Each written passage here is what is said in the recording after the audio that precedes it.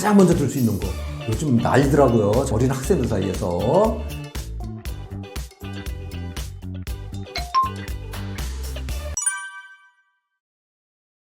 식용유는 그 제조 방법에 따라 이제 두 가지로 나눌 수 있습니다. 압착유와 추출유. 물론 이제 좋은 기름은 압착유라고 볼 수가 있어요.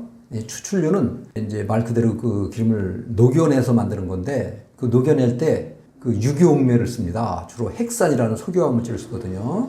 이게 신경 독성이 있는 물질이에요. 핵산이 그 추출유에는 소량 남아 있어요. 그래서 오랜 기간 지속적으로 먹으면 그 문제가 생길 수 있거든요.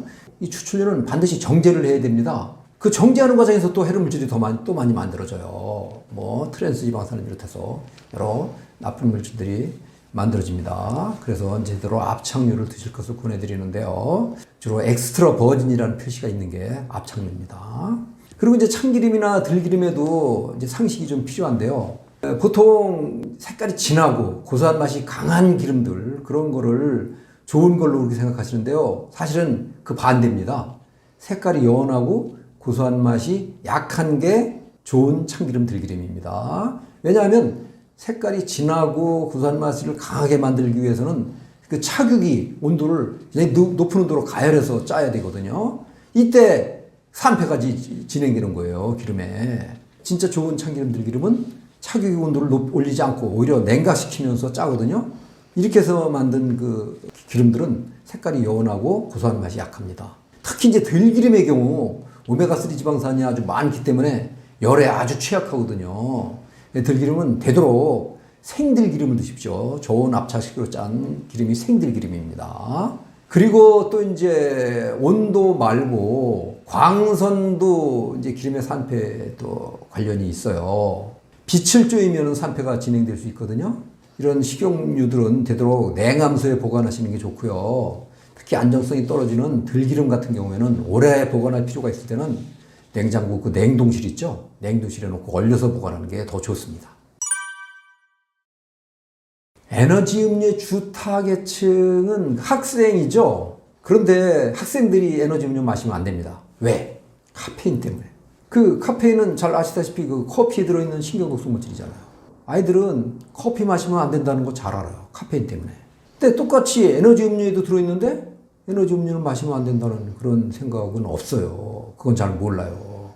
그게 물론 이제 업체들은 타우린이라는 그 성분이 들어있어서 피로 회복에 도움이 된다고 그러는데요. 물론 이제 도움이 될 수는 있겠죠. 그런데 부작용도 만만치 않습니다.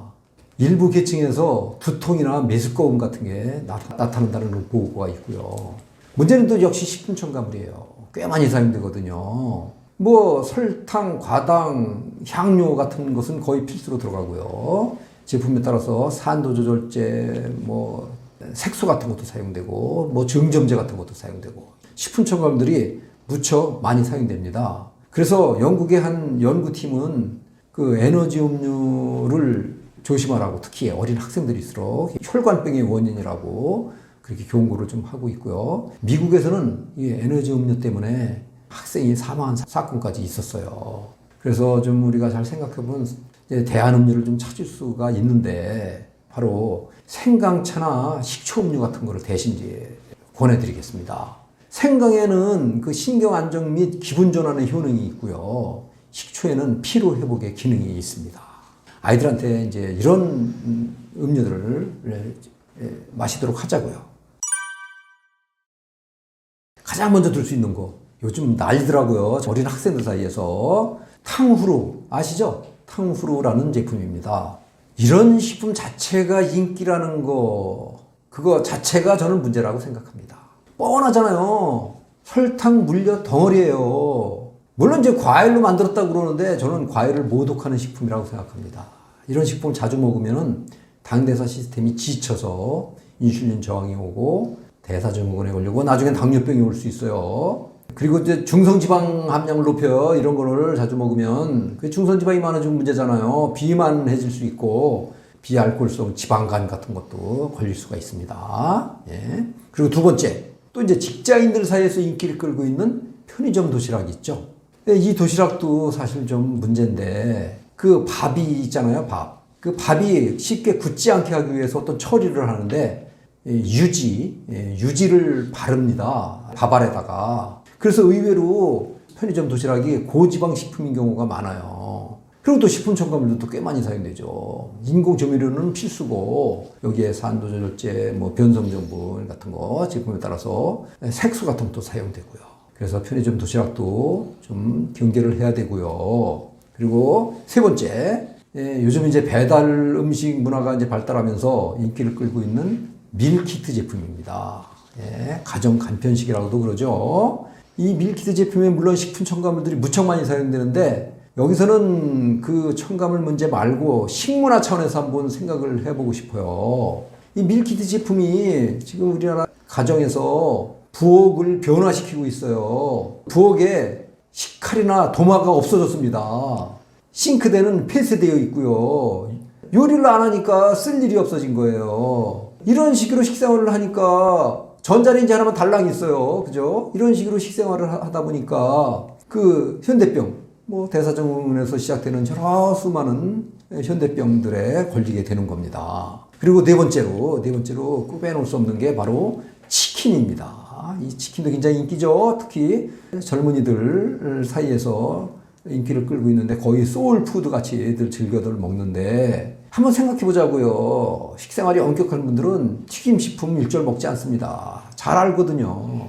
그 안에 해로운 물질도 무척 많이 만들어진다는 거. 튀김식품이다 보니까 고지방식품이죠. 그러니까 당연히 칼로리가 많을 수밖에 없고. 그리고 이제 트랜스 지방산, 아크릴아마이드 같은 그런 또 해로운 물질들도 또 많이 만들어집니다. 그리고 치킨에도 의외로 식품 첨가물들이 많이 사용돼요. 표시 의무가 없기 때문에 보지만 못할 뿐이에요. 최근에 발표된 논문 하나를 보여드리겠습니다. 제가 직접 가져왔는데요. 한번 화면을 보시죠. 이게 지난 9월에 미국에서 발표된 논문인데요. 제목을 한번 보시자고요. 여기 보시면은 울트라 프로세스드 푸드, 이게 가공식품인데 과도하게 가공한 초가공식품을 의미합니다. 그 밑에 있는 디프레션, 이건 잘 아시죠? 우울증입니다. 그래서 초가공식품과 우울증과의 관계를 연구한 그 논문이에요. 핵심적인 얘기가 맨 위에부터 나와요. 뭐라고 써놨나 보실까요? 초가공식품이 우울증의 위험을 높이는 것으로 나타났다. 인공 감미료 같은 식품 첨가물이 뇌 기능에 영향을 미치기 때문으로 추정된다. 가공식품이라 다 우울증을 일으키는 게 아니에요. 식품 첨가물을 남용한 과도하게 가공된 초가공식품이 그렇다는 겁니다. 그래서 가공식품도 좋은 가공식품 먹으면 괜찮아요. 또 이런 식품 첨가물 때문인데 식품 첨가물이 우울증뿐만이 아니라 어린이들 행동 이상까지 영향을 준다는 그런 연구 논문도 또 있습니다. 오늘날 그 가공식품에서 조미료, 향료, 색소 같은 건 거의 그 필수로 되어 있지요. 근데 한번 좀 생각해 보고 싶어요. 이런 걸 꼭 넣어야 할까? 이런 걸 꼭 넣어서 음식을 맛있게 먹음직스럽게 자극적으로 꼭 만들어야 할까? 그런 식으로 만들다 보니까 과식, 폭식을 하게 되는 겁니다. 그게 바로 비만을 부르는 거예요. 비만 클리닉을 융성하게 하는 거예요. 생활습관병을 만드는 거예요. 결국 의료비 지출을 과도하게 증가시키는 겁니다. 불필요하게 식욕을 자극하지 말아야 돼요. 먹고 싶은 생각이 없으면 안 먹으면 되는 겁니다. 최고의 조미료는 출출함입니다. 다들 안 먹으려고 노력하면서 다이어트 하려고 애쓰면서 해로운 방법으로 억지로 음식을 맛있게 만든다? 뭔가 큰 모순 아닌가요? 한번 좀 생각해 봐야 될 부분이라고 봅니다.